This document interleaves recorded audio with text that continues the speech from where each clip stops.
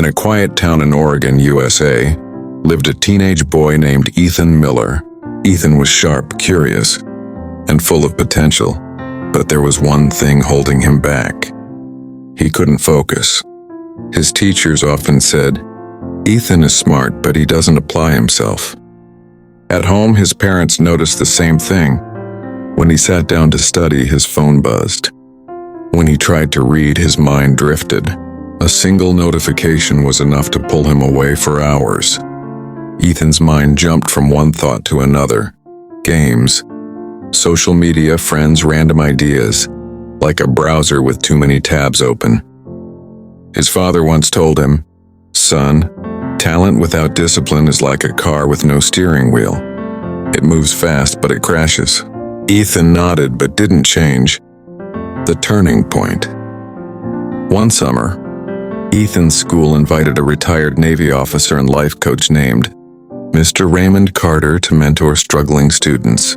He was known across the state for helping young people build focus, discipline, and confidence. Ethan's parents signed him up. When Ethan met Mr. Carter, he expected a long lecture. Instead, the old man smiled and handed him a cup filled with water. "Walk with this cup around the field," Mr. Carter said. "Don't spill a single drop." Ethan laughed. "That's it?" But as he walked, things happened. Kids shouted from the sidelines. A dog barked. A phone rang. A football rolled past his feet. Every time Ethan looked away, water spilled. When he returned, the cup was half empty. Mr. Carter asked calmly, "Did you hear the noise around you?" "Yes," Ethan replied. "Did you notice who was calling you?" "No." "Why?" Ethan paused. Because I was trying not to spill the water." Mr. Carter nodded. The lesson. "This cup is your goal," Mr. Carter said. "The water is your focus. And the noise around you? That's the world. If you let distractions control your attention, you'll lose your purpose without realizing it." For the first time, Ethan thought, "Someone understands me." Mr. Carter continued, "Focus isn't something you're born with. It's something you train like a muscle.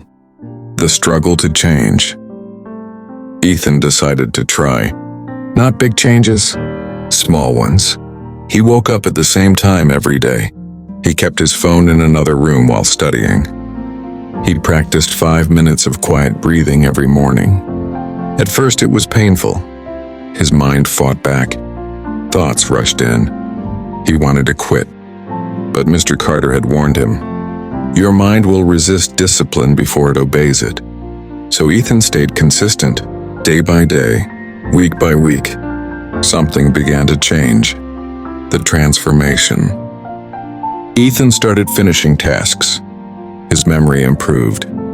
His grades climbed. More importantly, he felt calm. When problems came, he didn't panic. He handled one thing at a time. A year later, a national academic challenge was announced. Students from across the country competing under strict time pressure. Ethan entered. The room was tense. Some students froze. Others rushed and made mistakes. But Ethan remembered the cup of water. One question, one breath, one step.